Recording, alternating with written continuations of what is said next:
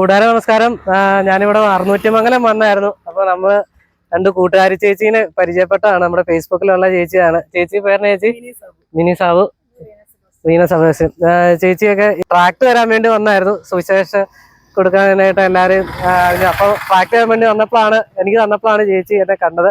അപ്പൊ ചേച്ചീനെ കണ്ടതിൽ ഒത്തിരി സന്തോഷം. എന്റെ വീഡിയോ ഒക്കെ കാണാറുള്ളെന്ന് പറഞ്ഞു. അപ്പൊ കൂട്ടുകാരന്മാരെ, ഈ ചേച്ചിയൊക്കെ ഇന്നൊരു പ്രവർത്തനമായിരുന്നു. ക്രൈസ്റ്റ് ജനറേഷൻ ചർച്ച് ആണ് ചേച്ചിയൊക്കെ പോകുന്ന ചർച്ച്. അപ്പോൾ അവിടെ എല്ലാ ഞായറാഴ്ചയും 8 മണി തൊട്ട് 11 മണി വരെ ആരാധന ഉണ്ടായിരിക്കും. പിന്നെ വെള്ളിയാഴ്ച പ്രാർത്ഥനയുണ്ട്. വെള്ളിയാഴ്ച ഉപവാസ പ്രാർത്ഥന ഉണ്ടായിരിക്കും. ഞായറാഴ്ച ആരാധനയുണ്ട്.